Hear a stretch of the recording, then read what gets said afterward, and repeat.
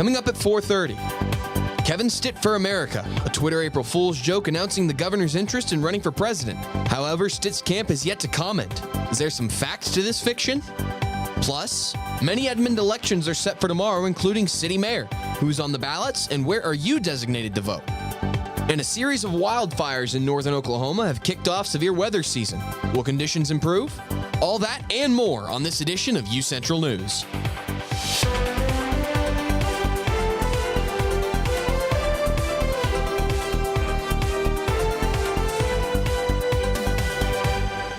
Thank you for joining us. I'm Eden Jones. And I'm Brady Gray. Welcome to this edition of UCentral News at 4:30. Over the weekend, you may or may not have noticed on social media posts surfacing announcing that Oklahoma Governor Kevin Stitt is planning on running for president in 2024. Many assuming it was an April Fool's joke, as it was posted on April 1st. No one knows who created the fake press release or who originally posted it to social media. Now, nothing has been confirmed or denied, but Stitt nor Carly Atchison, his communications director, have released a statement, and they actually have not responded to anyone's questions or tweets. However, in actual presidential news, Governor Stitt did release a statement at a press conference about former President Trump's newest indictment. Just like most Americans, when we start politicizing the justice system, I think it's a dangerous, dangerous precedent. He went on to call the situation tit for tat and said that the government shouldn't be targeting candidates running for office. We'll keep you updated as that story develops, but for right now, UCentral's Emma Birch, our social media correspondent, joins us about the Stitt running for president campaign. We have to reiterate again that it is just a joke as far as we know, but that did not keep social media from running with it, Emma. Yes, it was a very heavily day on Twitter for Oklahomans. Like Brady just said, even though this is perceived as a joke from Governor Stitt, many went to Twitter and were not happy about it. As you can see on the screen, many hoped it was just a joke. However, some do hope he does run so they can, quote, leave Oklahoma. Some have gone as far as make a website in support of him to run so the state can get another governor. Guys, people have gone as far as make buttons, stickers, and even made Twitter campaigns for him to run in 2024. So it's going to be interesting to see if this boosts up his ego and he decides to run. Yeah, definitely. I mean, I know when I saw it, I fell for it. I completely believed it. Sent it to our producer here, actually. So I was a little bit confused and wanted to definitely check if that was actually happening. But again, nothing was confirmed or denied. So yeah, we have to keep reiterating that. But for now, we'll just have to keep an eye on it. Thank you very much, Emma, for joining us. Thank you, Emma. Now moving on to more local politics. In just one day's time, a series of candidates will face off in the April general election, where Edmond residents will select a mayor and Ward 1 and 2 council members. Current Mayor Daryl Davis, is running against opponent Brian Shellum. Barry Moore and Judy Raw are facing off for the Ward 2 seat, and Ashley Bradley and Tom Robbins are competing for the Ward 1 seat. The Edmond Chamber of Commerce actually has a page that lists each candidate's website. It also has a Q&A page from each candidate, running as a way to further familiarize yourself with how each candidate stands on certain issues. But Oklahomans hoping to vote in the election can request a voter application from oklahoma.gov. And in housing news, we all know how hot of a topic housing is in Edmond. Well, the city is noticing, and they're hosting a series of pop-up events to encourage public input on housing challenges. A new housing assessment will take place at this month's Heard on Heard, April 15th. While enjoying festivities, the public is encouraged to stop by the City of Edmond tent and participate in a quick interactive exercise to share their thoughts on Edmond's housing types and challenges. For more information, visit edmondok.gov/housing assessment. An Oklahoma City animal welfare shelter announced a respiratory infection among its 400-plus animals, with only dogs being affected. The shelter does not know the exact number of dogs that have been affected. All dogs in the shelter, regardless of their symptoms, are currently being treated with antibiotics, and pet adoptions are only available for animals that are currently in foster homes. Dogs at the shelter will not be available for adoption during this closure. However, lost pets at the shelter can still be reclaimed by their owners. Anyone looking for a lost pet can go to okc.gov/animal welfare. The shelter is expected to reopen this Thursday, and we will keep you updated as this story develops. And there were some pretty intense wildfires here in the Edmond area last weekend that affected many Friday evening commuters. The Oklahoma Forestry Service reports that the Simpson Road wildfire in Logan County burned 3,392 acres as of this morning, and only 30% of it are contained at the moment. The fire caused traffic delays across the area and affected a few UCO students and staff. We spoke to one professor about her commute home on Friday. It's a nightmare on Elm Street, and there's no Elm Street nearby. But I will tell you, it took about 2.5 hours for me to get back home. The Wildfires weren't the only severe weather this weekend. Across the eastern heartland and some of the East Coast states, tornadoes struck, causing intense damages. Rural communities in Arkansas, Kentucky, and Indiana, Delaware, and New Jersey were among them. The winds were strong enough to level communities and even tear up turf from a football field. Officials say the storm left 32 people dead, dozens more injured, and communities really in ruin. And in Oklahoma weather, I'd say Edmond, today was actually a beautiful day. One of the days that I actually didn't have to pack a jacket for once. Super pretty outside. It's the first look at warm weather so far this year. Let's kick it to Destiny Pittman to see what conditions will be like going forward. Destiny? Good evening, Broncos. So as we know, there were some fires across Oklahoma, and we're going to be under another fire watch this week. So these are just some tips to stay safe in case we do have some more fires later this week. So first, make plans to escape in the event of a fire before it happens. It's always better to be safe than sorry. So just make sure you know where you're going to go and have a shelter where you can be safe. Next, make sure to have any of your important documents or items that you really need with you. Make sure you have those in a place that you can easily access. If it's in your house, you can just grab it and go if there's a fire. Next, know your risk level. If you are in an area that's surrounded by trees or dry crops like wheat, you're in a higher risk level. If a fire starts there, it's more likely to spread with the high winds and the ground being very dry. So just know how high of a level of risk you're at if there is going to be a fire. Lastly, just know your surroundings. Just know, keep an eye out. See if you see smoke, avoid it. Just keep yourself safe. There are some burn bans in Oklahoma today. So as you see up in Kingfisher, there is the closest one to us. So in Oklahoma and the Edmond area, we are safe currently. And I'm just going to move on to today's current conditions. So outside today, it was a nice spring day. It finally feels like spring is out. It was 85 degrees out and it was very sunny, so it felt very warm out. It was a perfect day to go outside, go for a walk. It wasn't too windy either. The wind was blowing southwest at 18 miles per hour, and then it also wasn't that humid either. The humidity rate was 21%, so it felt pretty nice out today, and it felt like it was 80 to 82 degrees out. That's all I have for now. Back to you guys at the desk. Thank you, Destiny. And tomorrow, UCO is hosting an unforgettable experience for admitted students. From 10:30 a.m. to 4 p.m., the UCO Bronco Premiere will give admitted students a glimpse at student life and showcase the academic programs offered here. Student advisors shared what attendees can expect. They generally have already had a campus tour, and they get the opportunity to come and explore campus even further. We anticipate over 200 students plus their families. We're expecting a packed out Constitution Hall, and we are really excited about it. This event will give newly admitted students a chance to connect with faculty, staff, and other prospective students. To learn more, visit uco.edu/admissions. And UCO recently announced the students who were named to the President's Honor Roll and Dean's List for the fall 2022 semester. 1,510 students achieved a 4.0 GPA, rewarding them the President's Honor Roll, and 1,469 students achieved a 3.5 GPA or higher and were named to the Dean's List. Congratulations to all the recipients. A complete list of the honorees can be found on uco.edu. And on the other end of the spectrum, many students are struggling to keep up with schoolwork, especially towards the end of the semester. The Bronco Education and Learning Lab, also known as Bell, offers tutoring on a variety of subjects like English, science, math, and statistics. Bell offers one-on-one scheduled tutoring in writing for all students in lower levels of math and science. Bell also offers 24/7 access to online tutoring with 10 free hours of online tutoring per semester.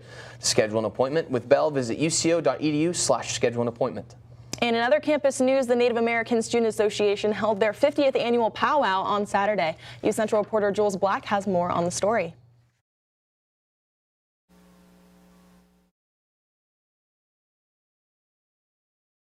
You can stay updated with the Native American Student Association and their upcoming events on Instagram at UCONASA.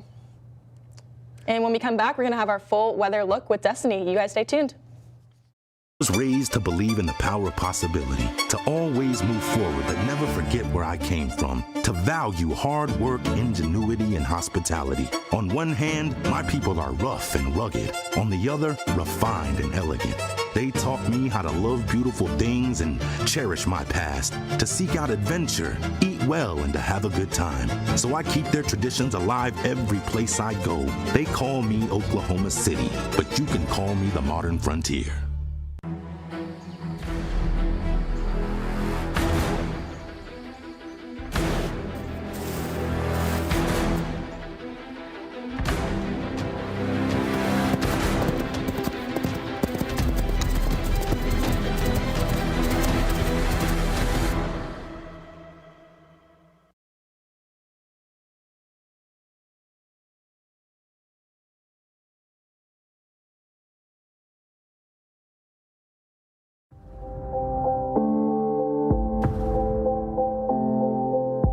UCentral News as a whole. You got to be in those different areas, like being on camera, being off camera, being in the control room. And so I feel like that is what prepared me most about being in the workplace. UCentral and the mass comm department has provided me all the tools and the fundamentals that are needed in order to thrive well and thrive fast at my job. Maybe it's time to hit the road and visit a place where stories unfold. This is the land of the ultimate road trip, with sights old and new on Route 66. There's fun to be had, so much to do, and a few new surprises before you get through. Oklahoma has the most miles to share of Route 66. It's really quite rare. TravelOK.com will show you the way. Come see for yourself this iconic highway.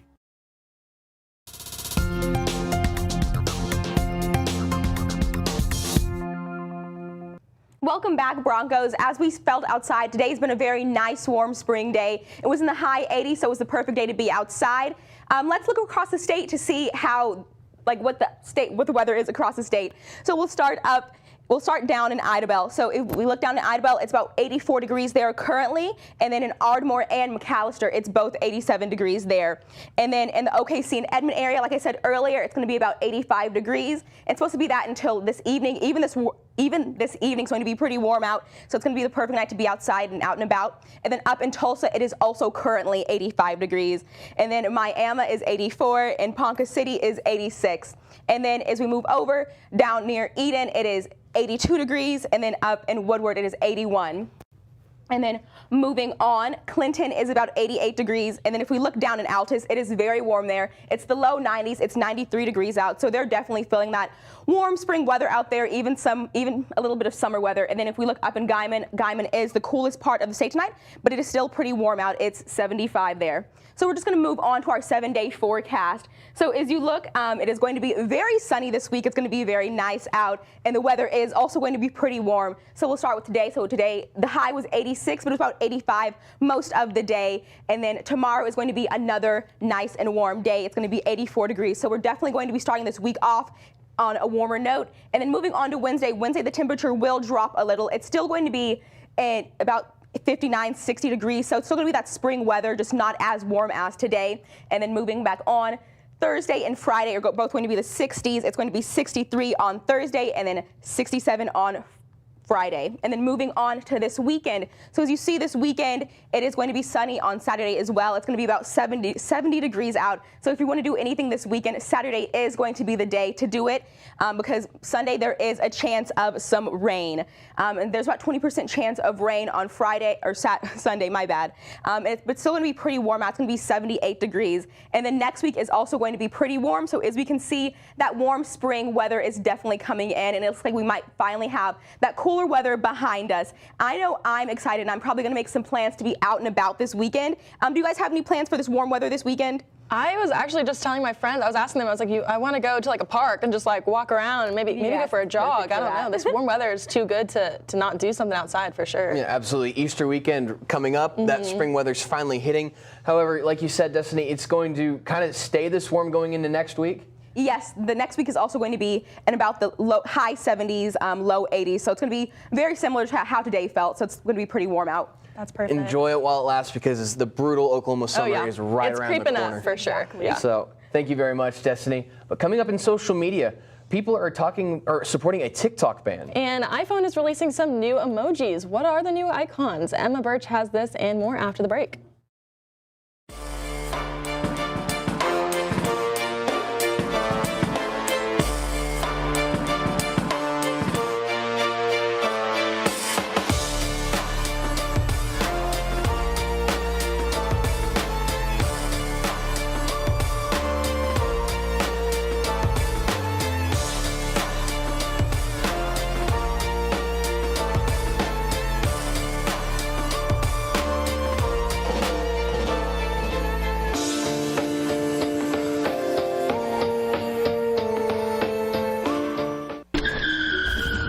Back and change it all.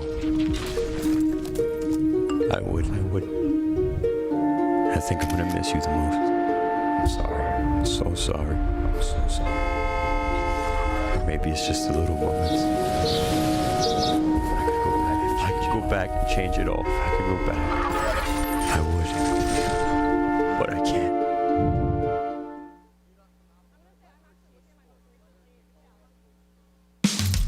You can achieve a lot using your imagination.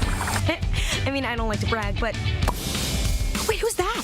And why is she all over these achievement awards? But with STEM, the sky's the limit. Shaboom!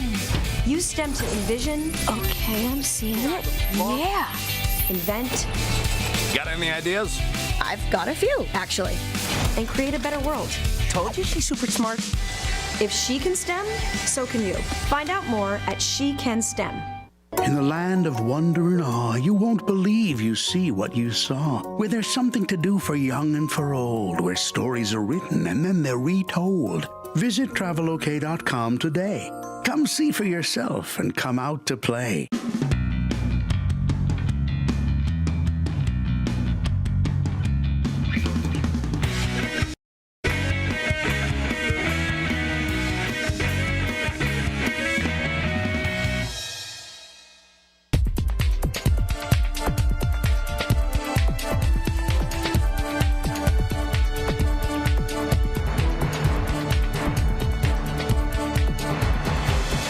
Welcome back, Broncos. I'm Emma Birch, and here's your social media update. Have you experienced the recent technology problems on campus? Well, you're not the only one. UCentral's Killian Parsons has more on how you can tackle these IT problems. It seems everyone at one point or another has experienced an issue with UCO's computers. Crashes, network errors, and slow speeds seem to be commonplace. With semester deadlines piling up, some UCO students are expressing frustration. So one thing that's been happening a lot is that my Wi-Fi connection will just drop sometimes. Using the Macs on the, down in the mass communications building, that can be really slow sometimes. I've also lost some of my progress on my homework assignments sometimes. It's happened twice, and it was on pretty big projects, and I'd rather that not happen again. So I really wish there was a better solution to this. For students in search of a better solution, you can find it online at servicedesk.uco.edu. Here, students can find a multitude of options to help with any technological issues. Options such as a live chat feature, in-person assistance, and even free software. From UCentral News, I'm Killian Parsons. And even with the backing from Americans of not banning TikTok, there are some in the country who think it's not a bad idea. TikTok is designed to attract our impressionable youth, and groomers and predators know this and are using it. In a bipartisan manner, I think it's going to happen, and I think it should happen, and that'll resolve a new research survey shows half of Americans support a government ban on TikTok. Only 22% oppose a ban, and the rest are unsure. Results from the survey say the younger you are, the most likely you are to oppose a ban. This makes sense given how popular the video sharing app is with teens and young adults. People who know about TikTok's connection to China are more likely to support a ban. The survey found 64% of Americans know a Chinese company owns the app. Also, Republicans are more likely to support a ban than Democrats. U.S. Representative and Trump supporter Marjorie Taylor Greene posted this tweet a few days ago saying she will, quote, "will be going to New York on Tuesday." This tweet, of course, is in reference to President Donald Trump indicted and processed on Tuesday in New York for charges of hush money. The only question now is how many supporters will be at the jail on Tuesday. We will keep you updated throughout the day tomorrow for more on that. And if you have an iPhone, you might notice some new emojis are coming to your phone. Apple has added 21 new emojis on its latest iOS update. Here are just a few: a jellyfish, new colored hearts, and a hair pick. This totals the number of emojis to more than 3,600. For most of us, a few different laughing, crying, and 3,599 others you never use. Eden, I know that I only use the laughing, crying emoji most of the time, so what's your favorite emoji? Oh my gosh, I actually just pulled up my 4 most recent emojis. I like the one with the tongue that's like, I don't want to do the face because that's cringy. I like the one with the tongue, I like the white heart, and the little monkey that does this. Those are my favorites. Yeah, no, I don't know if I'm going to use the new emojis because I don't use emojis at all. So, no, yeah. Who knows? We'll see. I liked the moose one though. It's kind of cute. That is different. Thank you so much, Emma. The women's national championship was last night and the men's game is tonight. And the UCO hockey team will have players and coaches representing their countries in the Hockey World Cup. More with Jaden Ford. That's next.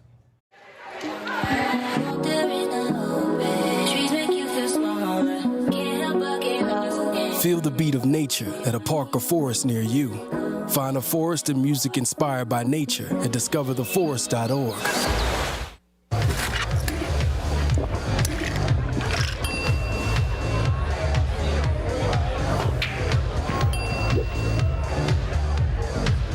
If you need to do something to feel okay to drive, you're not okay to drive.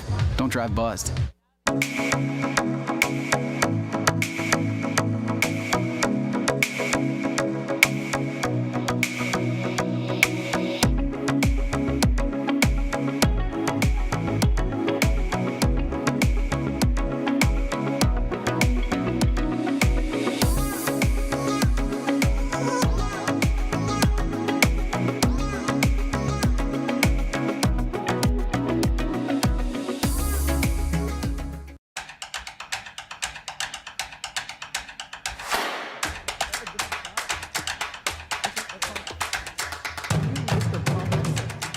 This way so I can left or to right? To my right. Perfect.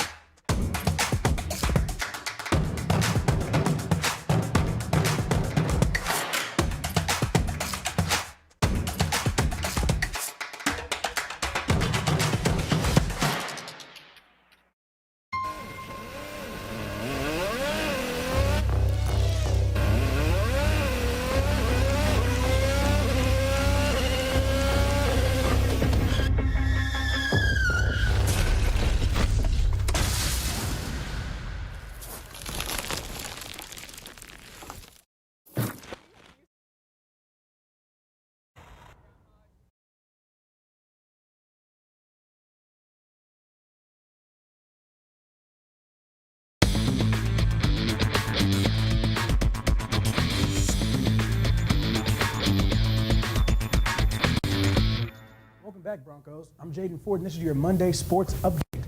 Last night, history was made, and the LSU girls took home the NCAA National Championship in high fashion. The first half was mostly back and forth as Iowa's Caitlin Clark and LSU's Jasmine Carson shared buckets until a dominant second half by Tigers. They led them to their first NCAA National Championship. Clark got into foul trouble early for the Hawkeyes, causing her to play less aggressively, ultimately leading to the Tigers' 102-85 victory. And even with LSU's huge win yesterday, the only thing talked about was what happened after. After the game, LSU's guard Angel Reese gave star forward Iowa Caitlin Clark the "you can't see me" sign after winning. And here's social media expert Emma Birch giving us insight on the Twitter response from the incident. Emma? Yeah, that's right, Jaden. Twitter got heated last night about the mocking. Many went to Twitter in disgust of Reese mocking Clark after her outstanding season. There are some, however, who said it was only fair that Reese did this because Clark has done it to other games in the past. Both names reached all the way to number 2 on Twitter. Now, Jaden, I just have a couple questions. Do you think that just because they are women and that Reese did that it's kind of a double standard that guys can do it after a game, but girls can't? Yes, Emma, I think it's kind of exactly that. You know, in sports, and when you lose, you don't. So I don't think it's a big deal. Maybe the coach should step in and say a little bit of something. But other than that, I think Reese and Caitlin Clark are just having a great time playing basketball. Absolutely. Yeah. So moving on we're going to move on to the men's basketball championship, which is tonight. The San Diego State University Aztecs are up against the University of Kentucky Huskies for the national title. The Huskies may be the heavy favorite to win it all, but the big game caps a March Madness feud with upsets and unpredictability. The opposing teams will meet in Houston at the NRG Stadium tonight, tipping off at 8:20 here locally on CBS. And moving on to the NBA, the Oklahoma City Thunder were in action last night against the Phoenix Suns, and a familiar face was in town. Former player Kevin Durant returned to Oklahoma City, and the fans did not give him a warm welcome. During the game, Durant touched the ball, and he was instantly booed. The Thunder lost to the Suns 128-118. Shai Gilgeous-Alexander had another fantastic game, but it was not enough to spoil Durant's return. The Thunder are now 38-41 and are still fighting for a play-in spot. The Thunder are back in action tonight against the Golden State, fighting to stay alive. You can catch that game on Bally Sports at 9 p.m. And moving on to hockey, the head coach Michael Rivera and 3 University of Central Oklahoma hockey players have been selected to represent the respective countries for the World Cup of University Hockey in Carter, Romania, April 14th through the 19th. This past season on the ice was very successful as the Broncos captured their second straight title and reached the quarterfinals before losing 4-1 to Adrian College. Central finished the season 29-9 and 19-1 in conference play. The number 28 Lady Broncos tennis team lost a close one 4-3 to number 44 ranked Nebraska Kearney. The Broncos are definitely leading the match until the Loper scored unanswered points, giving them the lead in the best of the Broncos. Central did get the best of UNK, winning 4-3 at the Indoor National Championships. UCO now 7-7 overall and 2-2 in the MIAA will return home to face Washburn and Northwest Missouri next weekend in Edmond. And moving on to rowing, Central Oklahoma's rowing team won big over the weekend, picking up multiple first-place finishes at the Florida Intercollegiate Rowing Championships at Nathan Ben Anderson Park. Central, ranked number 6, had a great showing, winning first in the both varsity 8, led by Sydney Large, and the varsity 4, led by Emily Overholt. UCO held up well against the competition, considering many of these teams competing in the race were ranked top 10 in the country. The Broncos will take a weekend off before heading to Tennessee for the Southern Intercollegiate Championships. That is all I have today for sports. Brady, are you going to watch the game tonight for the men's? Who you got? Absolutely. I want to see San Diego State win it for sure. I'm curious who you have, though, because UConn has been really dominant without people really noticing so far in the March Madness. Yeah. UConn's similar to Kansas last year, won the conference, won big, had 4 great players. I'm sure their 5th one's just as good. I think I got UConn. However, I want the Aztecs to complete the Cinderella story. Yeah, I think it's crazy. This has been one of the best March Madness in recent history. Yeah. Thank you very much, Jaden. Yeah, no problem. Stay tuned. We've got our last look at weather. Don't go anywhere.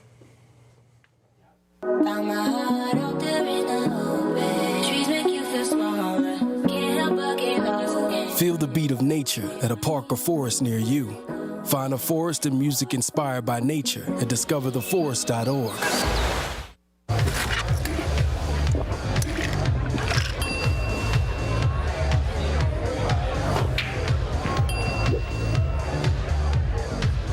If you need to do something to feel okay to drive, you're not okay to drive. Don't drive buzzed.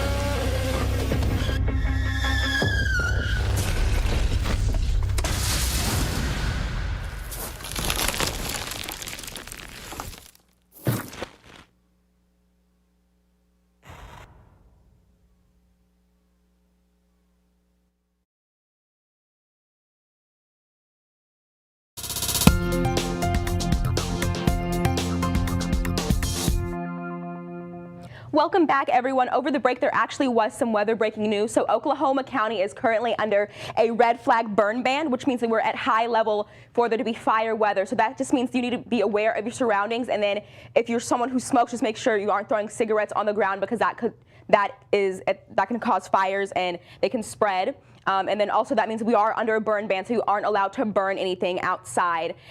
These are going to be the conditions for tonight, though. So tonight it's going to be pretty warm out. It's going to be about 65 degrees. This is one of the warmer nights we've seen in a while. It's going to be a little windy. The winds are going to be blowing south at 14 to 20 miles per hour, but there are also going to be gusts of winds up to 30 miles per hour. Just make sure you're being safe. And then it isn't going to be too humid either, and there is no chance of rain for tonight.